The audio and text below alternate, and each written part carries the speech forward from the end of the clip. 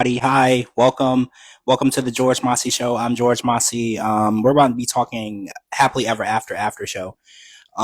There's been a lot going on this week. So my co-host Dee Dee has been out of town for the last week. She's not back yet. That's why she's not here. We miss her, but she's coming back. And if you guys don't know, if you weren't following along, my co-host Kara, there's been a emergency fire in her area, and she's been without power for the last week. She's been without internet.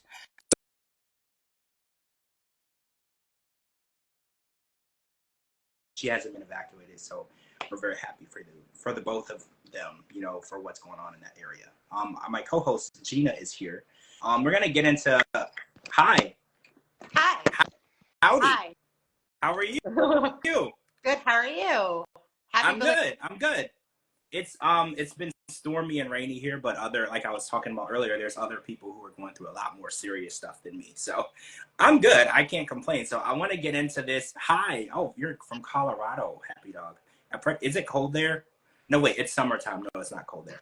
I want to jump into this episode 16 of Happily Ever After, right? We got Patrick and Thais, Emily and Kobe's the finished part of their wedding. We got Rob and Sophie separately because he was in Kansas City, Sophie was still in Austin. And I want to get into Angela and Michael because he's here basically in these episodes. So there's a lot that we need to unpack, right? So should we start off with Gino and Jasmine, because I want to talk about this pageant, right? And I know this is a subject that you really, really enjoy, right? This pageant subject, right? I just don't know why I took that rabbit hole and just went with it. So the fact that they didn't, it was in a hotel room, conference room. Well, and did you also notice that it looked like they didn't use the entire conference room? It kind of looked like they like half ended off because the stage was so close to the audience where everybody was. It kind of looked fake, right? Like it kind of looked like this wasn't the legitimate pageant because they would have like a section of the pageant and then they would break like 5 minutes later. Like I'm not a expert on pageants, right? Like I can't say that I've even been to one, but what we were watching tonight as a legitimate pageant, what were your thoughts? How do you feel about that being legit? It's not legit. Come on now. Like the MCs didn't even have their full name on there where you can like I had to go back and rewind to see if I can find the MC's full name on it so then I can do a Google search on it. They didn't even have the MC's full name on it. Like Did their you notice that the founder, she was wearing the same dress at the pageant that she was wearing when Jasmine met her for the workshop? Twitter noticed and they put the two shots up. Now, one thing I know about women in beauty pageants and fashion is that a woman who has won a beauty pageant isn't going to wear the same dress twice on national TV, right? Like I know for a fact that's not legitimate. So I'm beginning to wonder, did they film all of this pageant stuff in one day? It's making my mind go different places, right? Because I was like, if it wasn't real and they were staging it, they probably didn't want to spend a week on location for something that wasn't legit. So I was like, what if they filmed all of these pageant scenes in one day? I'm saying like TLC just hired a whole bunch of actors or got people from this hotel and just been like, we'll give you $50 if you make an appearance. And just like all you have to do is sit here and clap. It was hard for me to follow along. Like I know that I can't sit here and pretend that all reality TV is real. I can't pretend that I know, that things aren't staged. But at this point, right, like when we were watching this, I was like, this is a hard sell. For me, I was like, I just don't see, a pageant with a $1,200 entrance fee that they're sitting here. Hey, TJ, they're sitting here in this tiny little hotel conference room, like half of the hotel conference room, right? And I'm like, all these women paid all this money to be a part of this pageant, and it just didn't seem like it wasn't realistic to It's me, right? Like it just wasn't. John Casablanca modeling that you would see at like those modeling agencies that you would see in like your malls or whatnot. It just gives me those vibes, Oh, like those scam oh my vibes. God, I remember those mall open calls. I remember that. Those were such a scam, right? Every single person who went to that open call was a model, right? Remember, like if you had money in your pocket, that day, you were being represented by whoever that mall agency was, and you were being promised JC Penney ads in your future, right? Like that was the whole Yeah, scam. Like they're like, oh, I'm gonna put you in a JC Penney ad. Like that was a goal, first of all, right? Like that was really a goal for people. Like I definitely don't believe that, but like I want to jump into Gino being a talent coach because Jasmine basically wants to fire him as her Kris Jenner coach, right? Because he's kind of negative. And, you know, I did see that he was really negative. One thing I know about women is you don't ever want to tell a woman that other women are doing better than them when you're married to this woman, right? Like, you kind of want to make it as though, like, kind of like how Angela wants with Michael, you have to make her feel like she's the only woman that exists on the planet, right? Like, don't ever make it as though you like something another woman is doing more than she is. And he kept attacking her posture, her walking, her smiling. He was attacking a lot of her participation in this pageant. Notice my pageant. And how do you feel about a husband being your manager? Because we've watched this in the industry before, and a lot of times, remember Ike and Tina? Like a lot of times, this situation does not end well. So how do you feel about like if you were modeling or if you were a singer or an actress, would you want your significant other in charge of your career? absolutely not. And especially Gino, where does he go off like being this like quote unquote manager and being like yeah, you attended these pageants in like Michigan, but at the same time, where do you go off criticizing this person? You don't even know what a camel toe is. How would you know how to vote or how to like critique somebody when that it's not even your expertise, right? Right? You can't They be a did judge. pageant. Yeah. Right.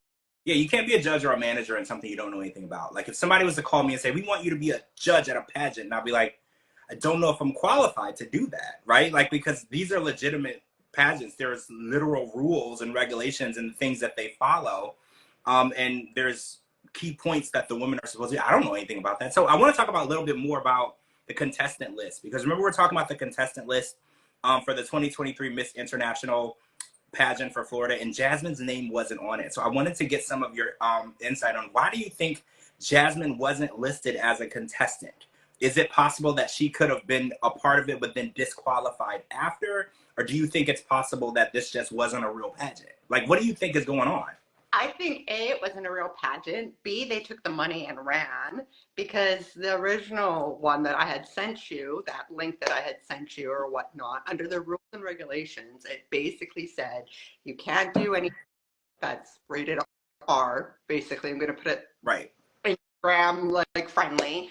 You can't do anything that's rated R. Have this, have that, these qualifications and whatnot. But like I said, it's a fake pageant from the start. It's a fake pageant till the end.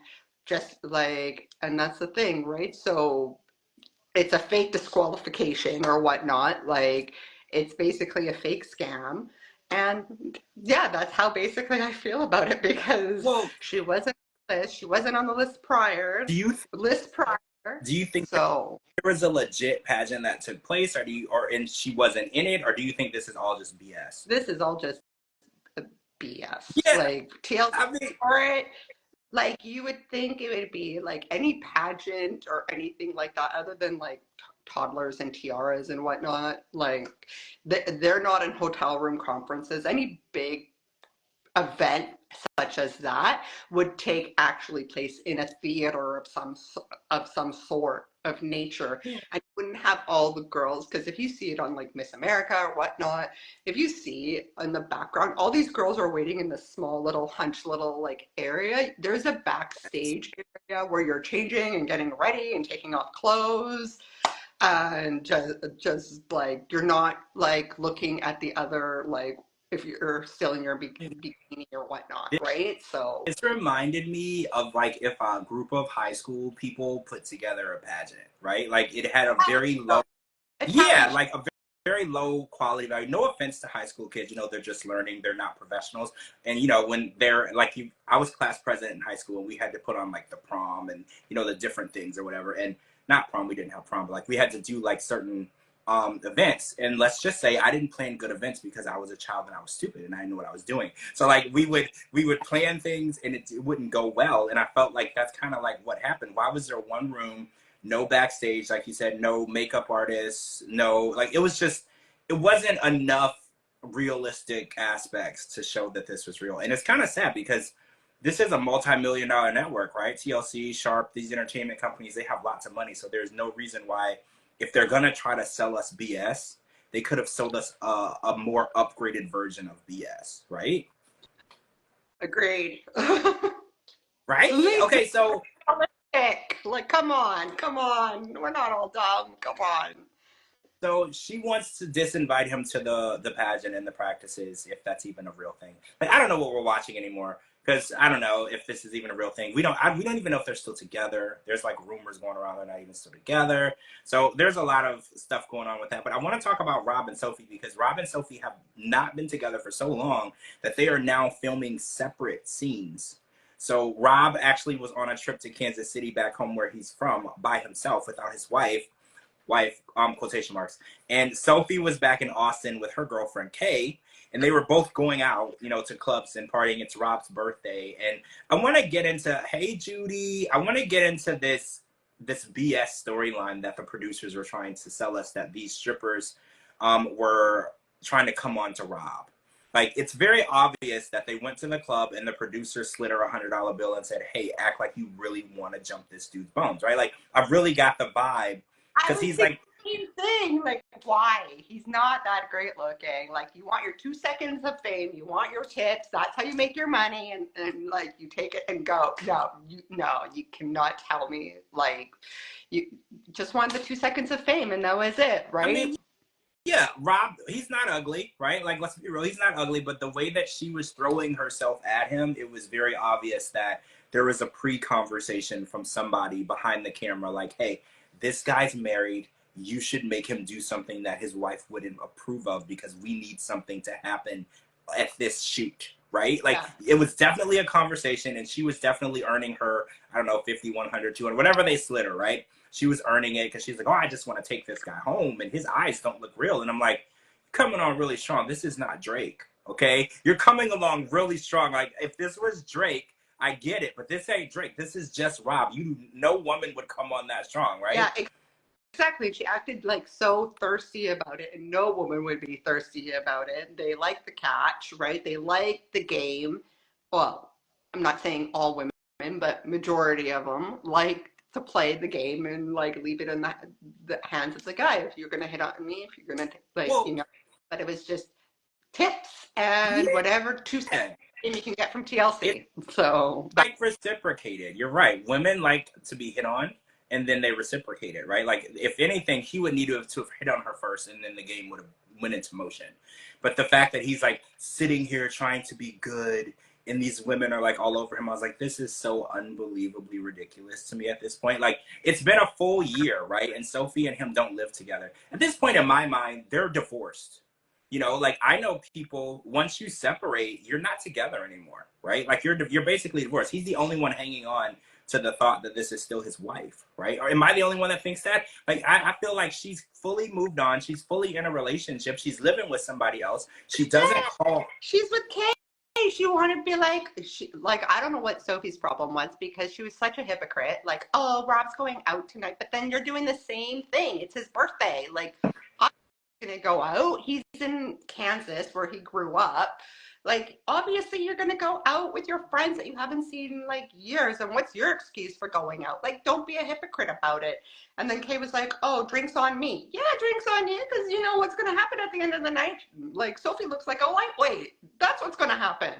Yeah, I think it's interesting that she needed to showcase her worry of what he would be doing. I'm like, you're literally laid up in the house with another woman, right? Like, literally laid up. We saw them in the one scene earlier in the season in the bed together.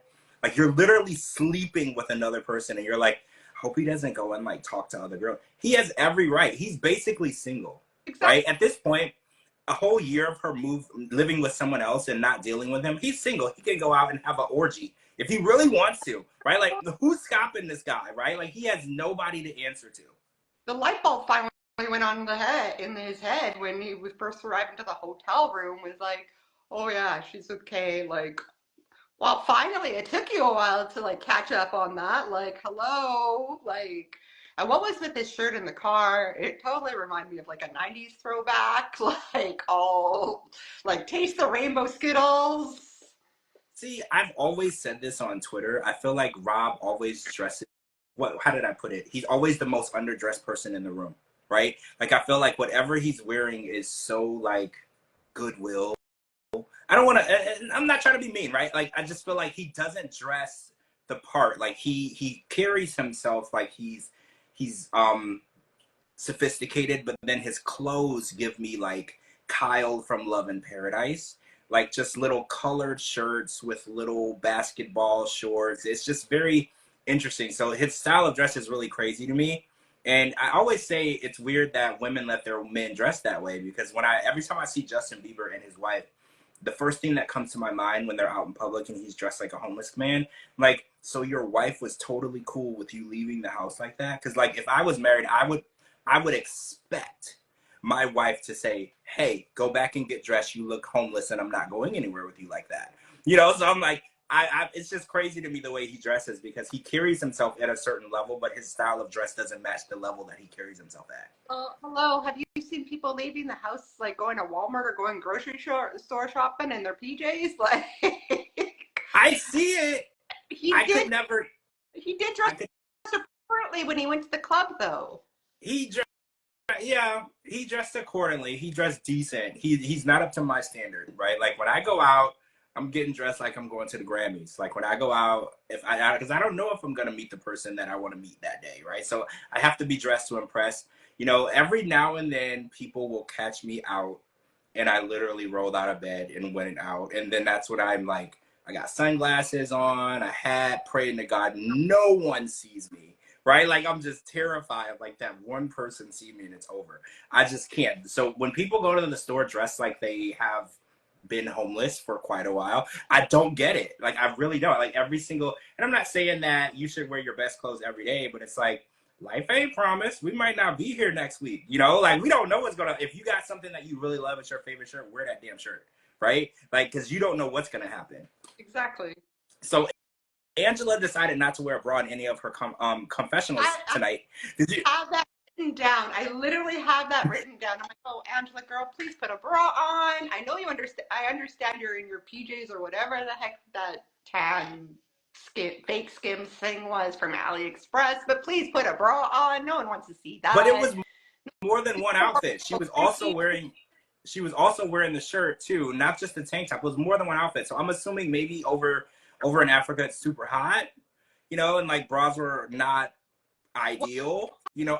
Fan, that little like travel fan on the nightstand of the hotel. So yeah, but the room is, I would presume, with that heat, would be air conditioned. Like, there's no reason you can't slap on a bra to It do an was interview. Come on. you're on national TV, right? Like I was like, and then I'm not trying to get like ridiculous with it, but like one boob was going up here and one is going the other direction. It was like a lot, okay? It was a lot. I was like, this is a lot of Angela. I don't know if I signed up for this much Angela tonight, right? Like I don't know if I signed up for the subscription or what, but we got a lot of Angela tonight. And We need the th- OF. We didn't need the OF. We saw it all. no, I didn't even sign up. I didn't put my credit card number in or anything, right? I didn't put my credit card number or anything. I was like, this is a lot. I'm seeing like, and then they're not even facing the same direction. They were like going in different directions. I was like, see, that's a lot for me. So Angela said that since Michael said that he was lonely, she was ready to move forward with the process. But she said something interesting in the car. She was like, just because I'm able to move forward doesn't mean that I fully trust you. And that made me scratch my head because why would you bring somebody to another country that you don't trust? Because this is kind of where we're at with Ashley and Manuel. And Angela said it too tonight. She was like, this doesn't mean that I trust him, and it doesn't mean that I don't think there's shady stuff going on, but I'm still going to bring him here. What's the thought process with that? I don't know. I think the look on Angela's face when like she like when they're in bed and she said like about she's like, oh, I'm not going to cancel your visa. The look on her face still showed that I don't trust you. I even said that like she doesn't trust him, right? Still, and he's probably has to prove his trust. And I think she probably just brought him back to the U.S. to like prove herself, prove her kids, and prove her grandkids wrong. Like, look what I did. We came so far. Like, just stuff like that. But the fact that they didn't have a screaming or a yelling match this time, I was like, oh my God, my ears. They're like, I can actually see and hear what's going on. Like, there's no screaming or yelling or anything. They're actually having a rational discussion. Well, Michael has always been rational, right? Like, we rarely ever see Michael screaming or acting crazy. It's usually just Angela. And I think that he realized in that moment that all this hard work, 7 years of hard work, can all be down the drain if she really does fly home and cancel the visa, right? Like, I feel like he really needed to tell her, like, look, I'm sorry. I'm sorry that you don't trust me. Hey, bestie, love you. Um, it's just interesting to me because when she said, like, oh, I don't know if I can ever trust him, if he can build that trust, I'm like, well, you're bringing him here. Like, that's like saying you're going to let somebody operate on you as like a surgeon, but you don't trust their abilities. You know, like, you're putting a lot of trust into someone you just don't trust. And that's crazy scary to me. Yeah, I think it's to prove everyone wrong at this point in time that like, oh, we had our ups and downs, but look what I did basically, or look what we did together, right? Like, just trying to prove that she can build that foundation of like trust and like proving her kids wrong, right? Because she does seem like that type of person Yeah. that like she wants to come up on top, like not I'm better than you, but I look what I did, and I like, and you guys had doubted me all this time, right? So she does seem like that type of person to kind of Yeah, prove wrong. you're right. She wants Skyla's face to be surprised. You Yeah. know, she's like, oh, well, like, look at her face. She'll never believe. But sometimes saying I told you so isn't always winning because we know where this is going, right? Like, she might not have known when this was filmed where this was going, but we know where this is going and it's not pretty, right? Like, we know what's going to happen. I thought when she left him in the car and been like, give me 5 minutes. I thought that was like he was gonna run. He was like, just go somewhere Right? else. He could have told the driver, like, take me anywhere. Right? Like, anywhere. Like, I am here. I am free. And no one ever rang the bell. Right? So it makes a lot of people said, oh, I don't think he originally wanted to scam her or whatever. So it's very possible that the story changed. You know, like, maybe because I used to think, oh, his plan all along was to leave, you know, but maybe things happened along the way that swayed him in the direction of leaving her, right? Like, maybe it's possible that they loved each other. It's kind of hard to fathom, right? It's kind of hard to fathom in a normal, sane mind that they both loved each other, right? So it's I don't want to discredit the fact that they did or didn't. It's very possible that he started out 7 years ago that this is the woman he wanted to be with, right? It's possible. Well, it's possible towards the like at the beginning, maybe he was just like, I'm gonna like and like scam this woman or whatnot, and then develop some sort of feelings towards her after the fact, right? But like the poor man, patience is a virtue. So So and like his USA jacket, as someone mentioned in the comments, sorry, it was just hilarious. I'm surprised he didn't ask to go see Donald Trump, well, because remember from years ago she brought a Make America Great Again hat. So yeah, I'm surprised he well, didn't. that was the conversation on Twitter. On Twitter, people thought it was weird that he wasn't wearing like a Trump hat or shirt, right? Yeah. And I think it's very possible he would have, but I do think that TLC, because of all of the drama going on with the election and stuff right now, and Trump and Biden, they probably didn't want to put any side of it on there because I'm pretty sure, I know for a fact Michael loves Donald Trump. So Yeah. I know he would have worn something, but I think TLC as a network was like, let's not get on either side of that debate, right? So they probably approved the American flag jacket because that's pretty neutral, right? Like, you're just an American, right? You don't have to pick a side. Because I know for a fact he was wearing the Trump hat in a few seasons ago. Yeah. You know, he definitely loves Donald Trump. He said his dream was to meet him. You know, and like you said, I'm surprised that she didn't take him straight to a Trump rally, right? Like, that would have been his first thing that he wanted to do. But I think TLC was like, yeah, based on feeling the mood and vibe right now with politics, we're gonna let that slide. You know, like, we're not gonna get into that. Oh, so I want to talk about Lauren and Alexi, right? Because we finally saw Lauren where she looked less like an elderly person. She's fully healed. and she's trying on dresses, and lo and behold, the body dysmorphia that she was suffering from was not cured by surgery, which everybody and their mom, literally her mom, tried to tell her that. They were like, look, the issues that you're having and what you're seeing in the mirror, that's in your mind, because we see a beautiful woman. Even her husband, he's like, I see a beautiful woman, I don't think you need to do anything, and those issues are still there. And it's interesting because she wanted to make sure that Alexi approved of her body, which was stupid to me, because he told her before all this he thought she was perfect the way she was. And it's making me think that it's maybe more deeply rooted than we thought. Like, she's seeking approval from Alexi when he already gave it to her, and she already feels like, like this surgery didn't help. I thought she looked great, but to be 100% honest with you, like being realistic, I didn't see a real big difference between before and after. Did you? Nope, neither did I. I personally think that she just wants the attention and the acceptance about, like, within her, like in her circle. Like, oh, you look great, you look fabulous, just to boost her confidence and her ego. But Mm. that's just me. But she's still not happy. And they say that, like, surgeries such as that one and tattoos, they're very addicting. Yeah. So she might just go at it again and again and again until she finally found a realization, like, okay, now I'm perfect.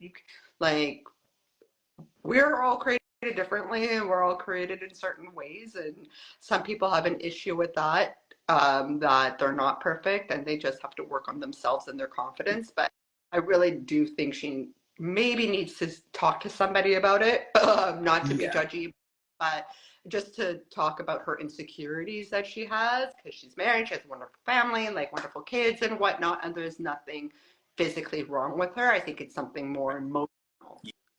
Yeah, I feel the same way. Like, I think that, and it also, I noticed some erratic decisions too, because she brought up tonight, she was like, oh, I don't want to just be a mom, I want to have a job too. And it's like, she makes really erratic decisions. Like, I felt like the surgery in itself was really erratic and seemed unplanned, because she kind of sprung it on everyone. And then she sprung this going back to work thing on Alexi. And don't get me wrong, I believe that women can be so much more than a wife or a mother or a sister. You can do amazing things. Some of the biggest corporations in the world are head by women, and their mothers, their wives, they do many, many different things.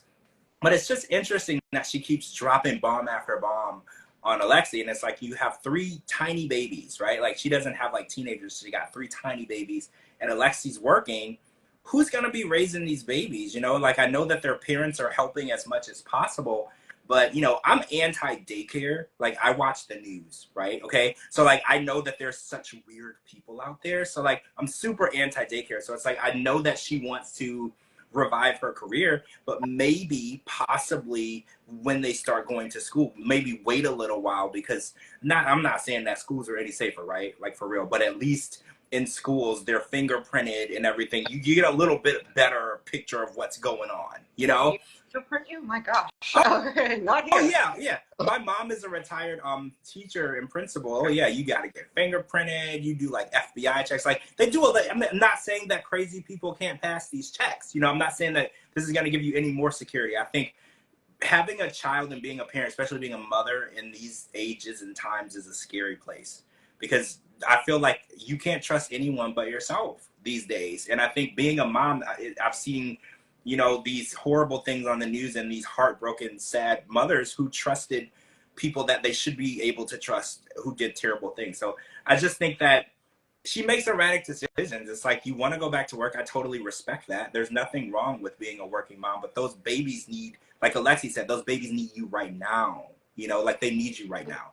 To go back to work because she's bored and tired. She's just over exhausted, and it would probably just be a scapegoat or an excuse to be like, well, I'm working too, right? Like, you can make dinner like when you get home because I'm at work or whatnot. So it just bears less responsibility on her, where Mm. she might be like putting the responsibility on either Alexi or her parents or somebody else, basically, because she's bored and going crazy. Not That's literally, actually literally. but like she's just bored being that full-time mom, like that's Yeah, where hat 24/7 basically. I think that's an interesting analyzation because maybe the break that she got from the surgery made her realize she doesn't like the chaos of being a full time mom, you know, because she described it to us at the beginning of the season as just organized chaos, you know, just cleaning, cooking, constantly doing things, never having a moment to herself. And maybe this time off from the surgery, she realized, hey, I like this better. I can be more productive. I could go to work. I could earn money, which I respect that too, but it's like somebody, those babies need somebody to be looking after them 24 hours a day, 7 days a week, you know, especially at that age. I remember my one friend, she had her first baby and we were talking and she was like, I didn't realize how difficult it was. And she was like, being a mom is like a 24/7 job of trying to make sure your baby doesn't hurt itself. Like they're always, you have to cover outlets. You have to make sure there's nothing sharp. Like babies, they're so curious that everything is a weapon and a danger to them. So you literally can't look away. Like how many times have we heard a story in the news where someone looked away for 5 seconds and something horrible happened, right? Like you have to always be on when you have a little baby. And they're so close in age that there's like not enough like the oldest one can't really like kind of watch over the younger ones type of thing. They're so close in Yeah. age. Basically her where like if you have a huge bigger age gap where okay the oldest can kind of entertain the younger ones while I go take a quick shower or go grab something quickly to eat or make lunch, but no, it's like the hat's on 24/7 basically because they're so close in age still. And Yeah, that would help too. Having that child, the older one that can help you with things, it makes a lot of difference. I didn't understand the difference in ages until my mom had me like 6 or 7 years after the rest of the kids. And I was like, why'd you have me so young? And she was like, so they can help me. She's like, it's easier when you have teenagers and then you have a baby, you got people that can help you. She was like, it's just too much work because my brother and sister are 11 months apart. yeah. So she was in the same boat as Lauren, right? Like she literally, one can't take care of the other. You just got to have one on each arm, right? There's no help. There's no, and what if one's sleeping, one's awake, if one's hungry, one's not, one needs to be changed, the other one doesn't. Like there's no break. It's always constant. Yeah, my brothers and I are like a 10 and 12-year age gap. So they're in their Oh, see, that's great. You know, your mom had a break. She had help. She had a babysitter that she didn't have to pay $25 an well, hour. Like that, there's so many. $5 an hour. So in the 80s, it wasn't $25 an hour, Yeah, right? So yeah, right? Like now, babysitters are like making PhD pay. It's crazy, right? Like this whole thing, that's a whole nother subject though. But I want to talk about Ashley and Manuel because Ashley is finally getting to the point where she realizes that Manuel is probably scamming her. It's funny because we've been here since episode 3. You know, welcome to reality, Ashley. Welcome to where we've been all along. Like we can see this, and now she found out that he was talking to his kid's mom, which shouldn't really be a shock, you know, because if you have kids, though you have to talk to the parent whether you like each other or not. And psychic, she would know that he's talking to his baby mama. Like, hello. Like, you have to keep the lines of communication open when you have children or when you have young children and you're sending money. You have to keep that lines of communication open. You can't cut them off. Basically, cut the mother off because I've started a new life. No, you cannot do that. Like, that was part of your past for a reason. I get that. At the end of the day, she was a psychic. She would have already known that. oh, As see, we've mentioned before. TJ, that's a good question. TJ said in the comments, why doesn't she ever ask how his kids are or if they need anything? I've wondered that too, because let's be real. She said that she's known Manuel for 10 years. Now that this is aired, it's been almost 12. Now, it would be very strange to me for me to know someone for over a decade and not have some sort of relationship with their family, their immediate family, right? Like it would be really weird to me if y'all are dating and you don't have at least a conversation. Like she should know when their birthdays are. She should send them something because you're basically going to be their stepmother. You should want to open that door to get to know them. So it's really interesting. She pretends like they don't exist, which I think might be easier for her. Like I don't think she wanted to be with a guy that had kids. Like that's just my first inclination when I see Ashley. I don't think that her first choice was to be with a guy who had children, especially teenagers. But ignoring it isn't going to make it go away. right? And not getting to know them is only going to make things worse because now you're wondering what's going on. And it's like, I get she's upset that he's withholding information from her, but it's been 10 years and you don't know anything about him. You know, like, what are the odds that you know somebody for a decade and you get married and you're like, oh, I don't know anything about them? I feel like you should think about it. If you get a job, this company is going to want to know everything about you for like the past 5, 7, 10 years. They're going to want to know your addresses, your name, aliases, criminal background, employment background, references. They want to know everything about you, and that's just for a job. Imagine you're marrying somebody and moving them into your house and you don't know any information on them at all. That's kind of like how the episodes of Dateline NBC start, right? Like, you don't know who you're moving in. That's crazy to me. Manuel doesn't tell her anything, and she just, whenever they have a fight, she just takes them to the back and does whatever she wants. They do whatever they want, and that's how they hash out their arguments, rather than talking like civilized people about it and being mature adults about it. He doesn't tell her anything. So, like, oh, like, yeah, he's a private person. He's a private person. Yeah, he ain't telling you. And like Cara and Didi have said before in the past, he's keeping that money, putting it under his family's bed for when he can be like, get his green card and get the freak out. Also, TJ says, I have a lot of Spanish people in my family and they send money every month to help support the family. No, I'm not questioning whether or not that's a process. I know for a fact that in Spanish background, you know, especially if you're a man, you are obligated to help your family. And actually in Samoan culture, there's so many different cultures where this is a real thing. Like, I don't question whether or not he wants to help his family. I question what his other motives are, right? Like, she said that she gave him $1,000. The $1,000 was gone, and immediately he needed 300 more. I like in Ecuador, $1,000 would be enough to pay rent for like a year. So I think that he's got other things going on. Like, I think that he is helping his family, but he's helping himself too. That's just what I think. Yeah, like when I go to Europe or when I go to Portugal to visit family, like we don't send them money monthly, just because like my mom doesn't have her parents. The same with my dad, but like with my cousins and stuff like that, we give them money when we're there.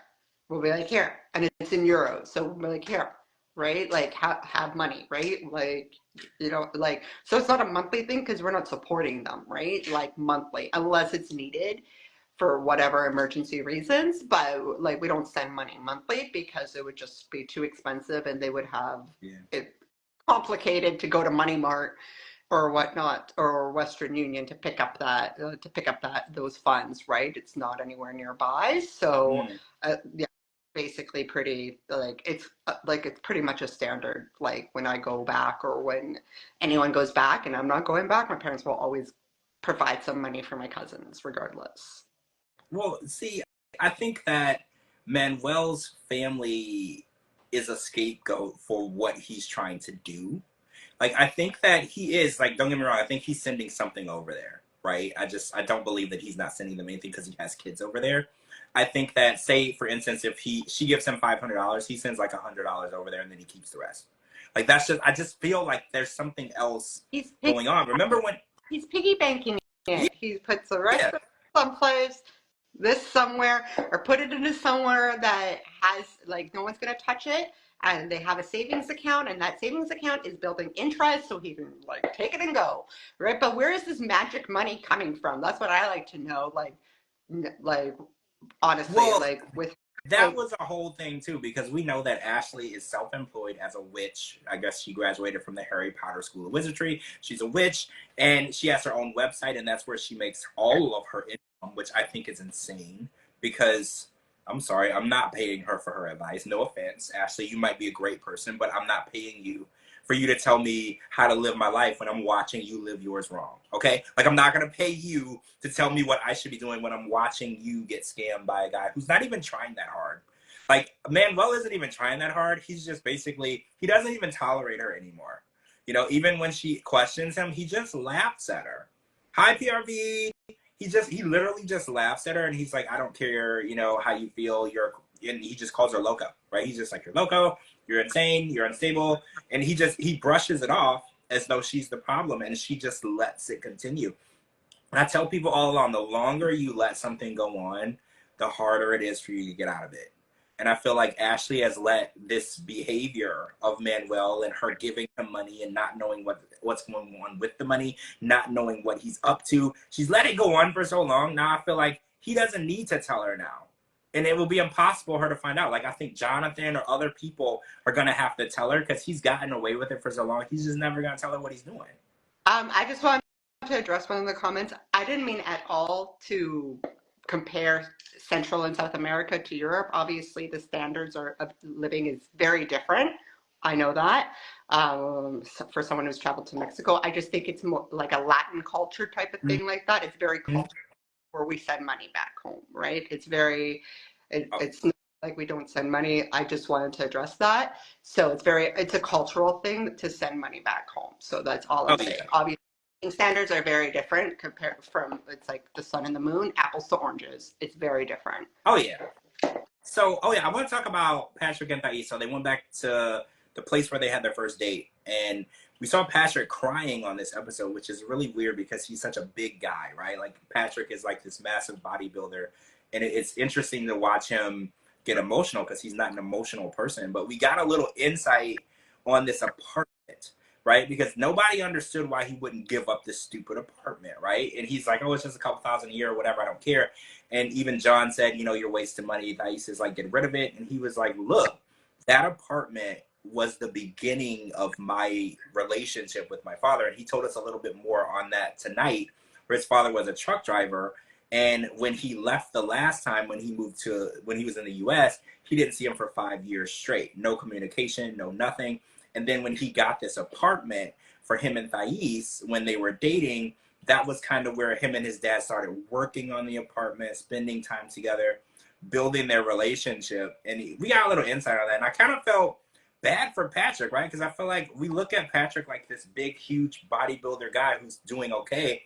And it's interesting to see how vulnerable, people are and what they're really going through inside. I felt terrible. And even Thais, she's like, I've never seen him cry like this. Like, this is pretty serious. And I think they're basically finally on the right track to communicating with each other, right? Like, she's listening to him and understanding they're not just yelling at each other and saying words at each other, because she actually went into why she wants her and her dad and Patrick to talk more and build a bond. And she does eventually want her dad to bless the relationship, not necessarily bless the wedding or give a blessing, but she wants him to say, hey, I like this guy for you. And I kind of understand that a little more, because the blessing thing sounded ridiculous to me, because they're married for 2.5 years and have a baby. So this is stupid. But I do understand, for somebody who was close with her dad, why it would be important for her dad to say, I like this guy for you. I totally get that. I think Patrick could be a little bit not envious or jealous of the relationship that Thais has with her dad. But at the end of the day, like, he finally broke down his emotions, and something that we knew from the start, and we can presume when it first started, why does he have this relationship with his dad? We basically said it, like, he has these like daddy issues, like, that aren't resolved, and that's why he keeps everything, or gives like goes above and beyond for his Yeah. dad because of that. And we knew that from the start. Just everybody else didn't know, because he wasn't showing those emotions, those raw, livid emotions, because he does present himself to be a very like macho type of person, like, could have a heart of gold, right? But he does present himself to be in a shape and form of, I'm a strong person, right? So, and that's what he wanted his family to see and Thais to see, right? But eventually you'll have to break down, and I'm glad you saw that side of him, right? Yeah. So as for asking for the blessing again, like, that stuff is just going to take time, and just seeing what's upcoming for the next episode. Like, her dad's not making any effort at all. Like, nope, nope, nope, we're not going to do that. Nope, right? But like she also needs to stick up for her family right now, like with John and Pat, like with Patrick, and her baby, like, and her friends and her dad, like she needs to take some accountability of her actions and what she did at the same time at the end of the Yeah, day. you nailed it. I think that she's always zipping her lips and pretending like she's not the center of some of these problems. You nailed it. Her silence has caused a lot of problems that could have been addressed and handled if she just would have spoke up. She didn't speak up for Patrick in the beginning, and now it's causing all these issues with her dad now. Like, she's the creator of some of these problems. So when she puts the problems on John, she puts the problems on Patrick. It's ridiculous. Like, you not speaking up is kind of where all of this stuff originated.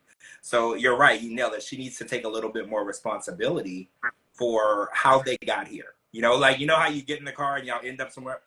You were driving. You know, like, this is how you got here. You know, you got to take a little bit of responsibility, and you need to have a conversation with your dad. And I kind of feel like she's scared to talk to her dad, which is really weird to me because she said how close they were and how their relationship was. And I feel like I don't get that closeness. She never wants to have a conversation with him. She's terrified of, you know, his reaction. And it's like, that's not close. Like, if I'm close with someone, we can have weird conversations, and I'm not afraid of being judged or being attacked or how the situation is going to turn out. So I feel like maybe in their culture, being close with your parent is more so being submissive to your parent, like just not doing anything that they don't approve of. Because I know for a fact, when I was growing up, we were in a religious cult, and I couldn't do a lot of stuff. So I used to think I was really close with my mom, but it was more so that I wanted my mom's approval. So I always followed the rules, and we got along really well because of that. So there's a difference between being close and being submissive, right?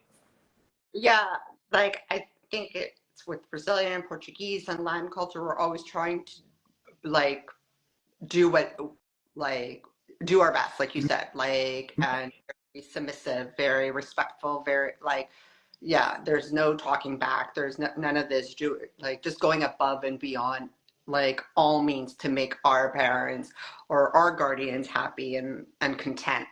So yeah, I think it's a cultural thing really because or else there's going to be a lot of judgment and resentment. So at the end of the day, like my dad and I, we get along great, but at times we don't get along so great, and we're like because we're so alike, we're like yeah, we sometimes we just get into the arguments and that's it.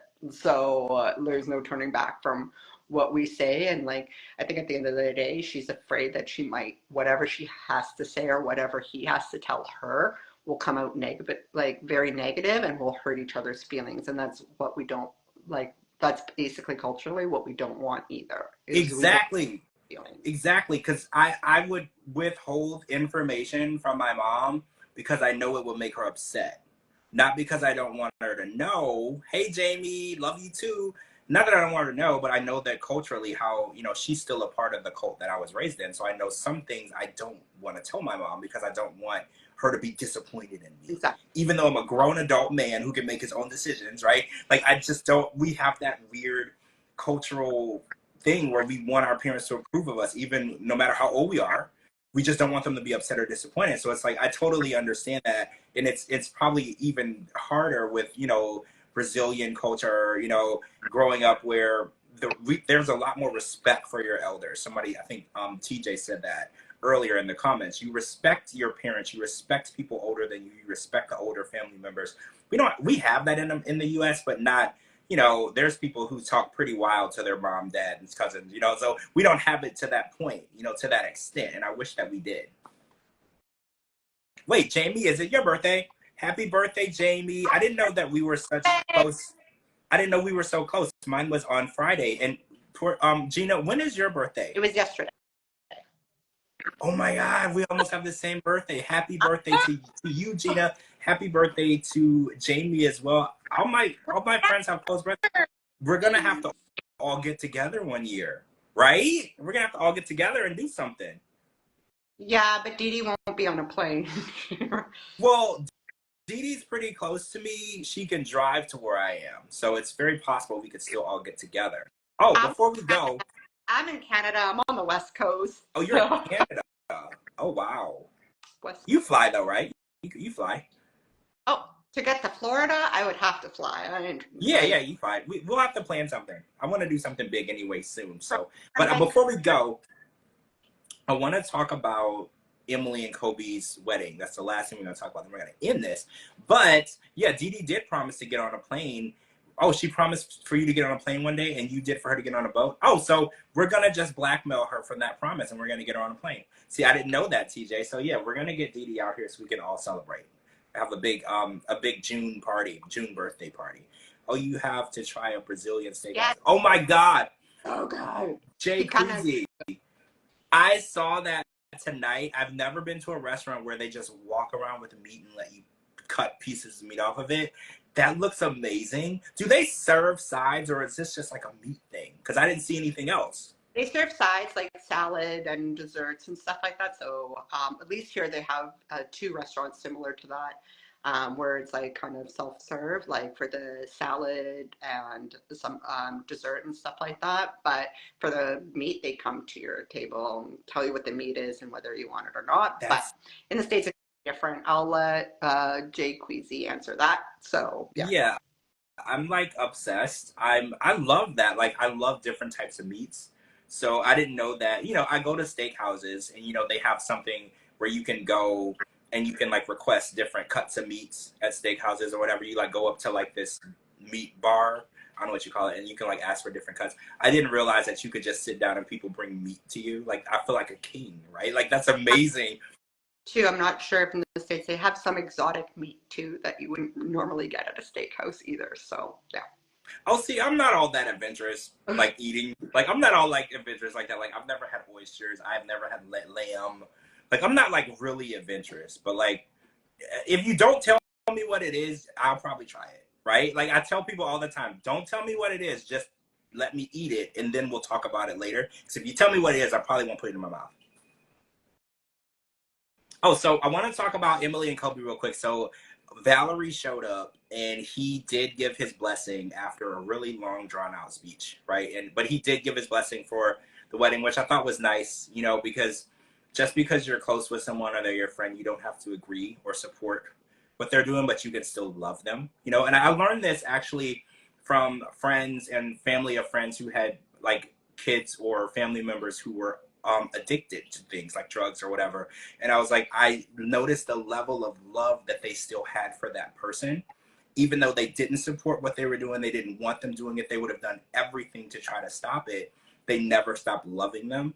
And I love the fact that as humans, we can love people no matter what they do, right? And I think that that's really important. And I saw his friends show up. He was going to skip the wedding, and he showed up, and he's like, look, I didn't think this white woman was good for you or whatever. And he's like, but you know what? I think she's going to be a good wife to you. And it's like, yeah, I don't like the verbiage of how they talk about different races over there. But, you have to remember over there, you don't see a lot of people that don't look like you, so it's a lot different from in America. Every day you leave the house, you see so many people that don't look like you.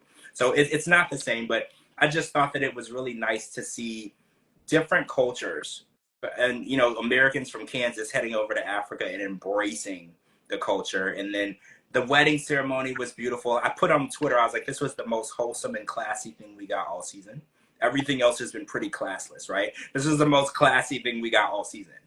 It was blending like both countries together in Cameroon, which was great because you get to see some Cameroonian culture, like put in a dash of French culture in there because they speak French, put in a dash of American culture. So I did see it as like that speech was, you can tell it was heartfelt, I hope, but it could be for the cameras as well. But you can tell it was coming from a good place, like, and he sucked up his pride, and it was just like, he's already married with kids, like what are we gonna do? Like, move on. Well, right. Either you support it or you don't at this point. They're married. They got kids. They got 3 beautiful babies. They, from what I heard, they might not be done. There might be another baby too. So your best friend, I forget his name. Their son's name. Are you talking about Kobe? Yeah, Kobe's son's name is Atem. Wait, is Kobe's middle name also Atem? I did not know that specifically. My best friend, if that were who you're talking about. I have lots of best friends. But I'm not sure you're talking about Judy. But yeah, I thought that was a really good scene. I was happy with that. So this was episode 16. I think we have 3 more. Oh, Lord, to go. Lord the wheel. Yeah. And then we're going to get the tell-all. And I don't know if you know about the tell-all, but they're going to be all in a house for one night together the night before. Do they live on their own now? No, no, they still live in the basement of Lisa and David's home, in Emily's parents' house. And last time I checked, they said that the parents don't want them to leave, and Kobe's working, and they're just banking money. So I was like, y'all should just save up and buy a house, and But you know, didn't as they long as have a house? Didn't they eventually save up and bought a house not too far from their parents' house? I thought I saw that somewhere, or allegedly, or they, supposedly. oh, maybe it's gonna be announced on the show or something because they hadn't said anything. That I mean, I don't see nothing wrong with that. You know, I like there are some cultures, like in India, the children live with the parents forever. You know, and nobody they want it that way. And I looked at it as if Lisa and David want it that way, who are we to say that they can't live that way? You know?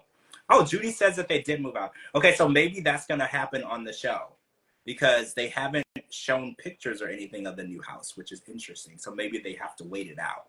All right, so that's gonna wrap up this episode. We're gonna come back and talk about MILF Manor and Love in Paris. Wait, Love in Paris is over. No, we're gonna come back and talk about MILF Manor and The Other Way, which premieres tomorrow, which I'm kind of excited about. So, new couples as well as Shekinah and Sarper and Statler and Dempsey. So we're gonna be watching that tomorrow night.